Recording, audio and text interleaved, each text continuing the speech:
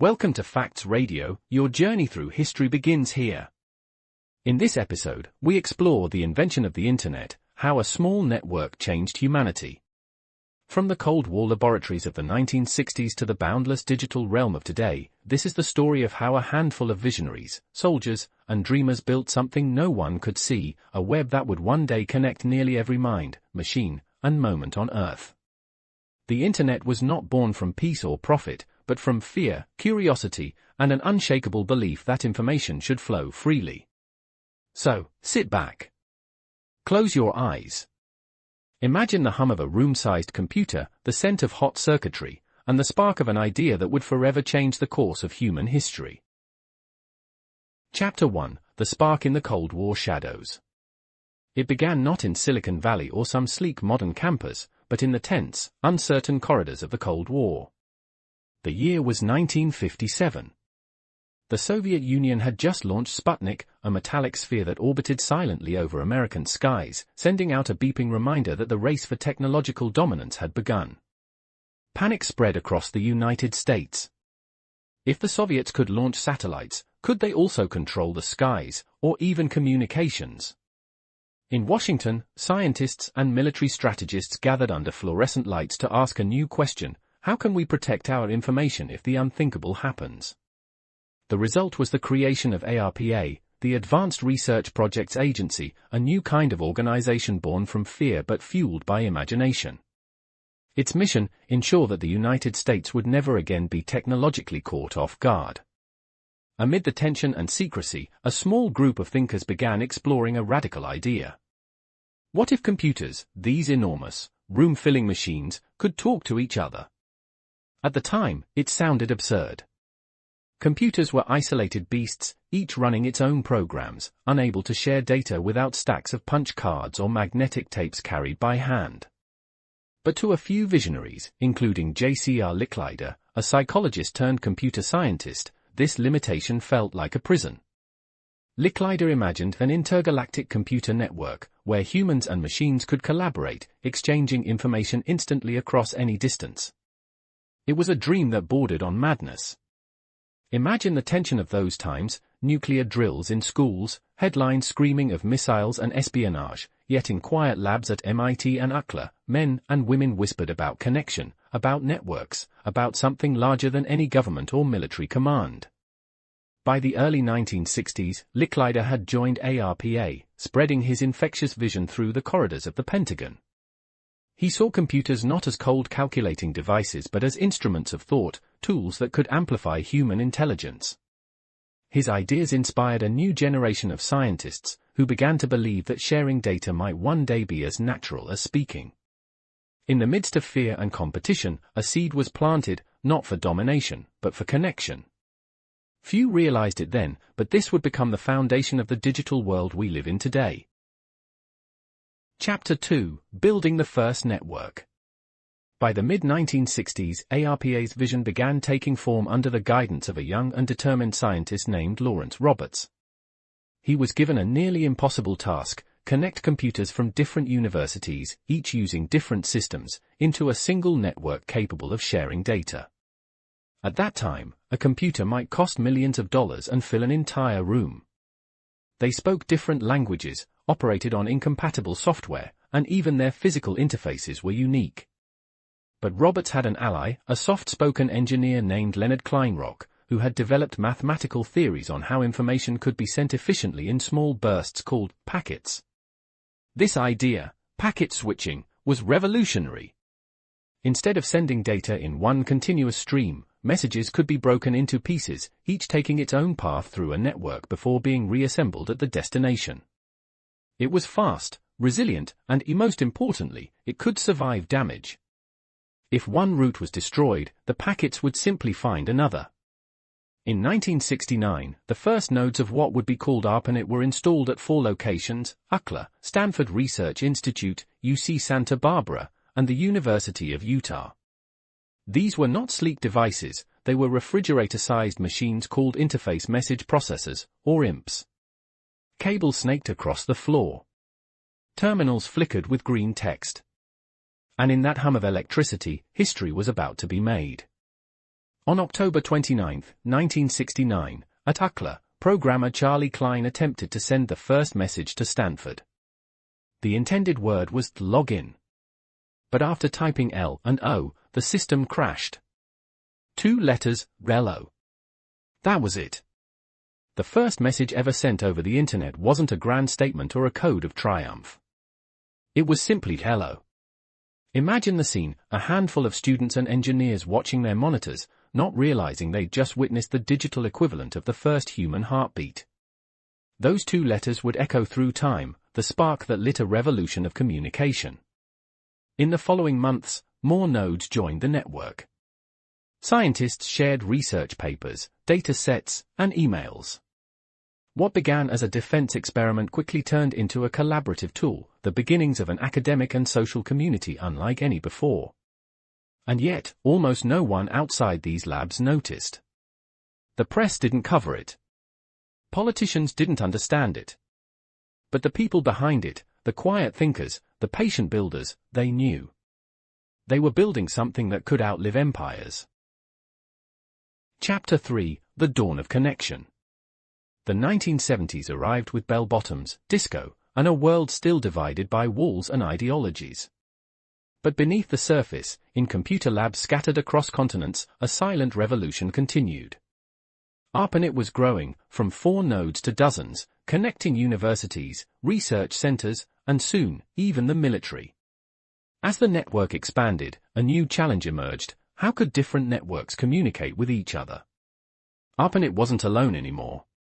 Other experimental systems were springing up, in England, France, and beyond, each with their own architectures and protocols. The dream of a truly interconnected world demanded a universal language.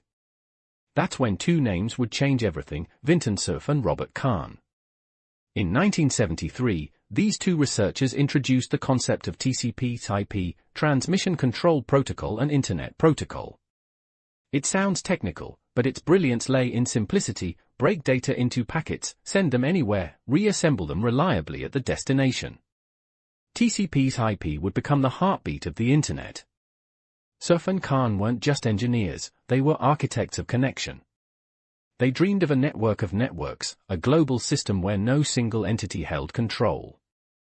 By 1983, ARPANET officially switched to TCP/IP. That day, the internet as we know it was born. Imagine that moment: cables humming, terminals glowing, scientists cheering as packets of data traveled seamlessly across systems that had once been isolated. It was like hearing the first notes of a symphony that had been centuries in the making. But while the internet's architecture was solidifying, its purpose was still uncertain.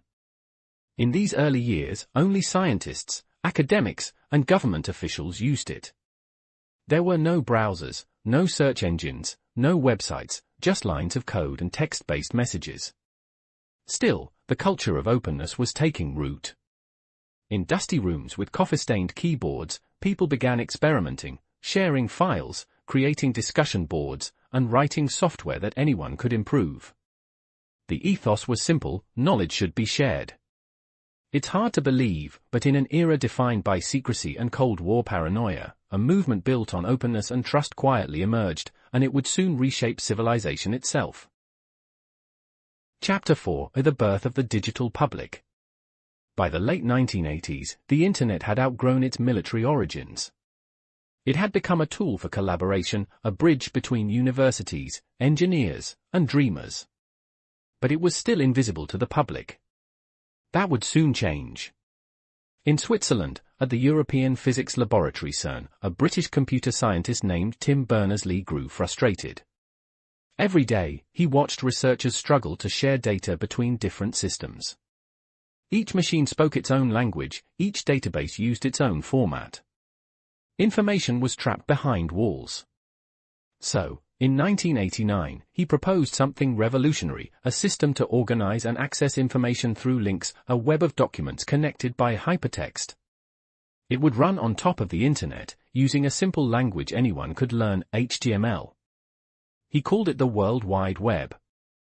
At first, few understood it. But when Berners-Lee built the first website in 1991, something clicked. For the first time, information could be browsed, clicked explored, not as code, but as a living network of knowledge. The internet was no longer a tool for scientists. It was becoming a space for humanity. Imagine seeing that first website load, simple white background, blue links, black text.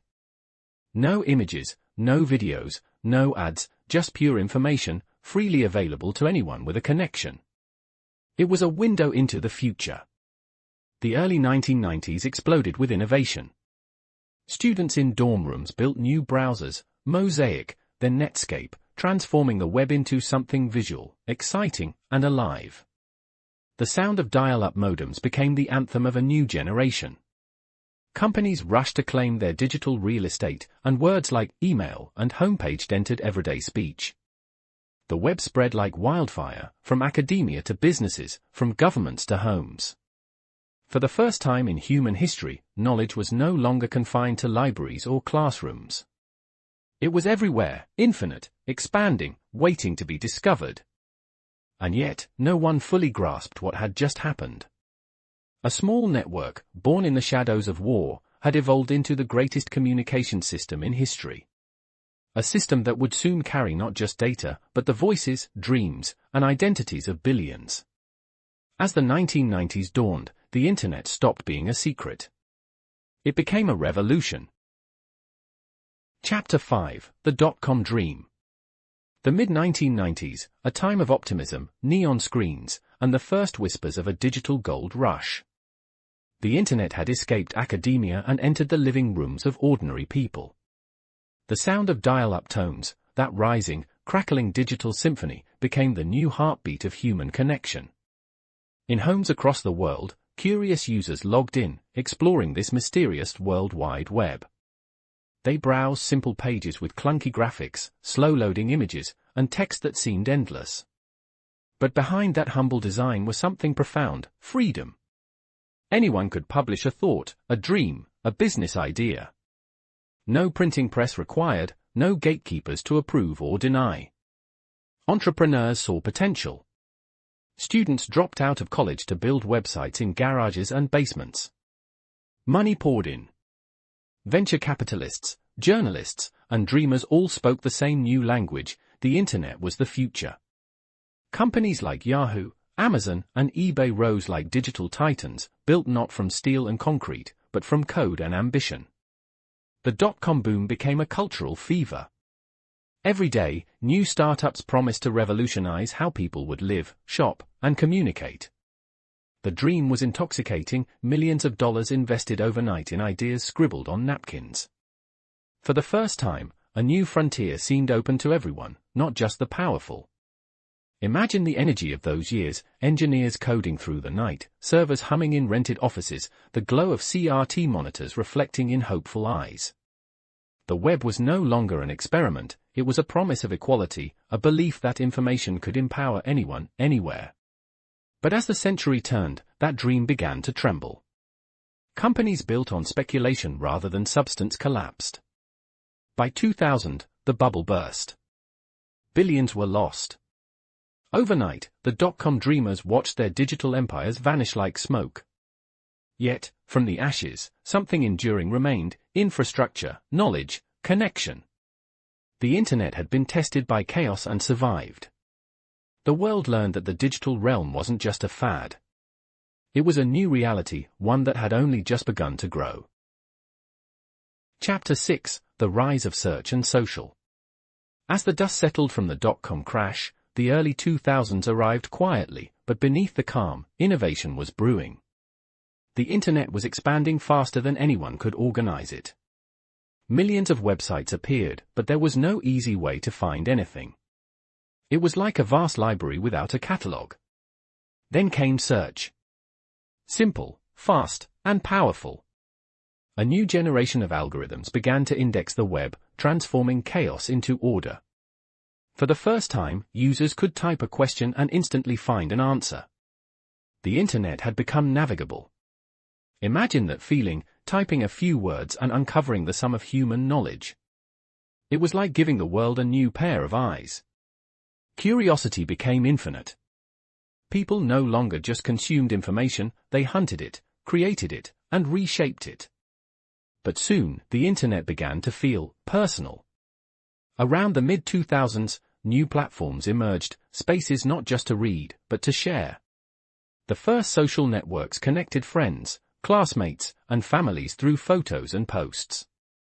A new digital culture was forming, one defined not by data, but by people. Every click became a story. Every post, a fragment of identity. Humanity had found its reflection inside the screen. For the first time, billions could speak at once, and be heard. The rise of social media changed everything. News spread faster than television.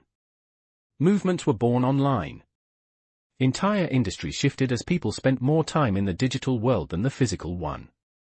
The web was no longer just an invention, it had become a mirror of humanity.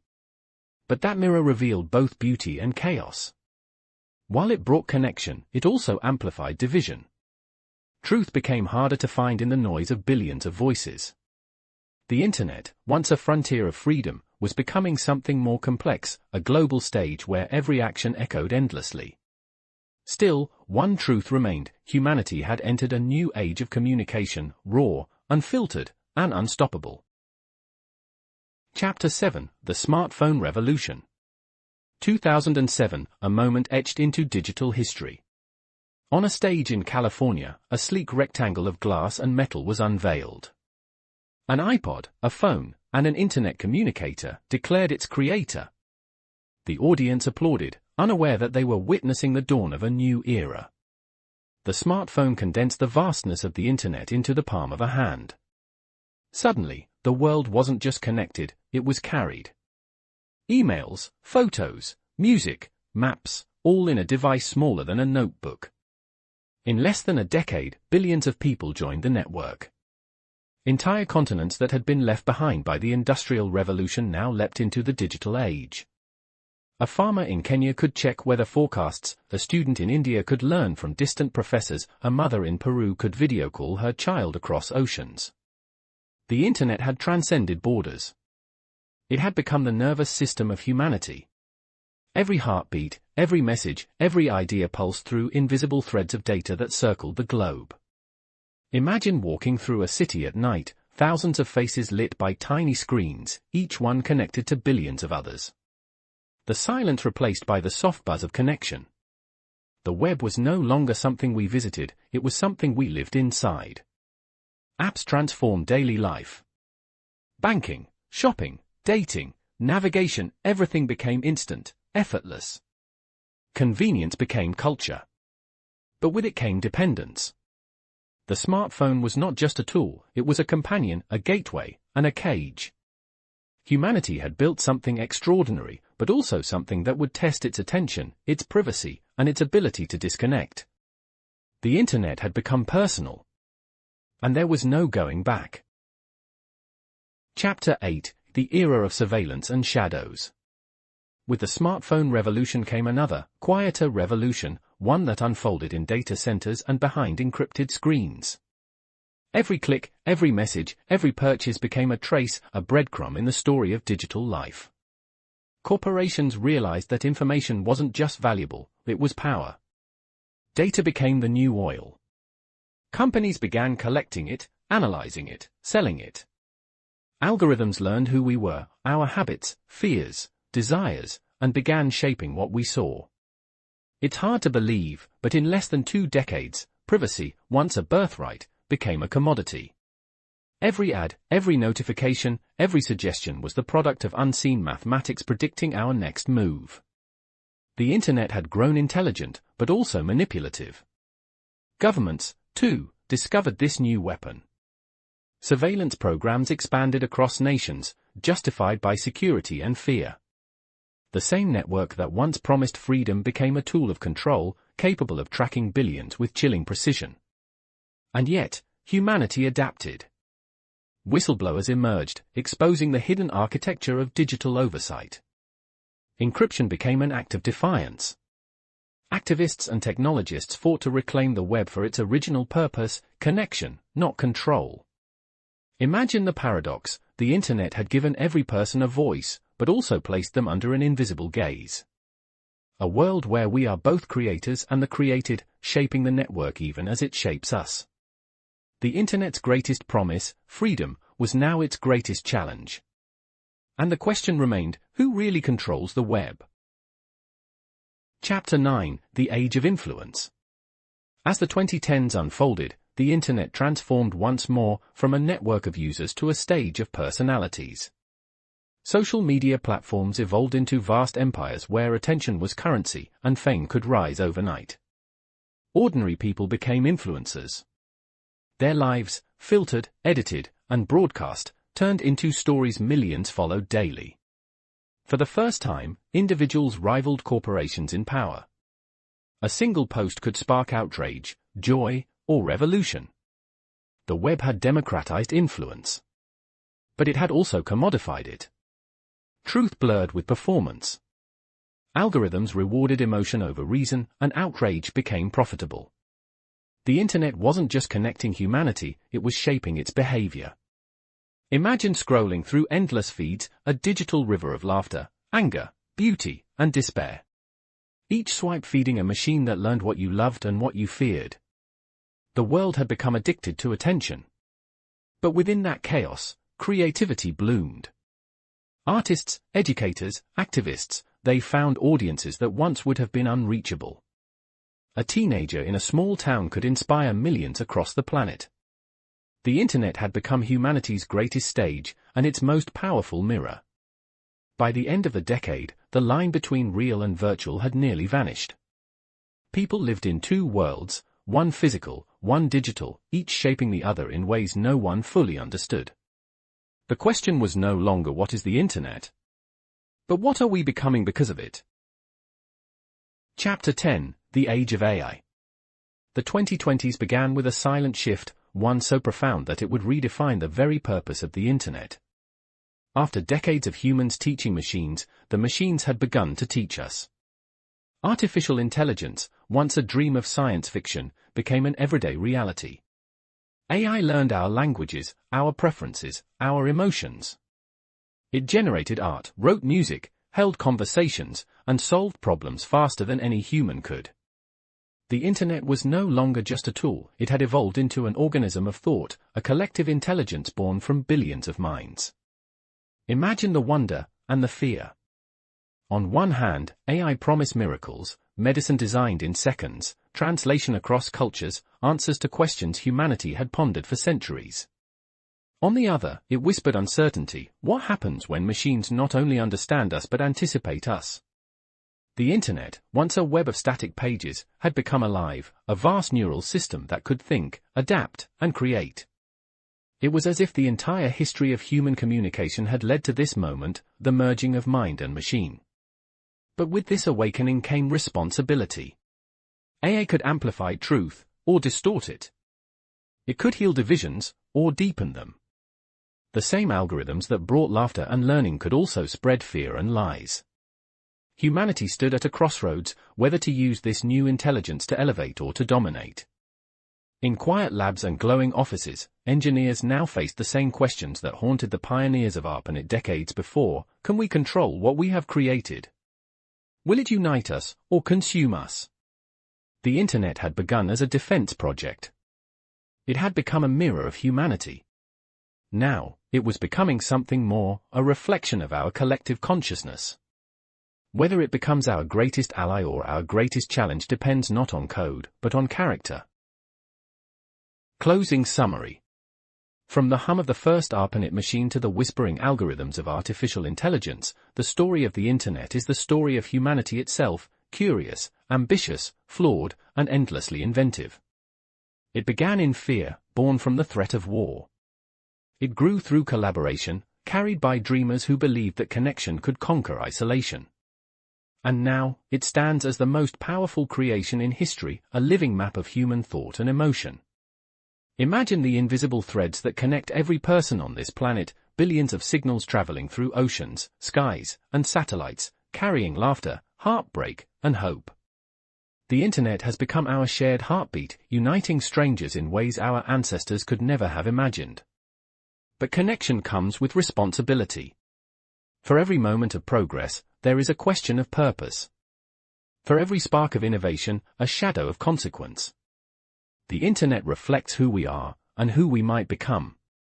As artificial intelligence rises, we are reminded of the same truth that guided those early pioneers: technology is not destiny, it is a choice. A choice to use it for understanding, compassion, and peace, or for division and control. The Internet changed the world not by circuitry or code, but by awakening the human desire to connect, to reach beyond distance, beyond fear, and beyond ourselves. Thank you for joining us on this journey through history. If you made it this far, you're the reason we keep going. Please subscribe and help us continue sharing these stories with the world.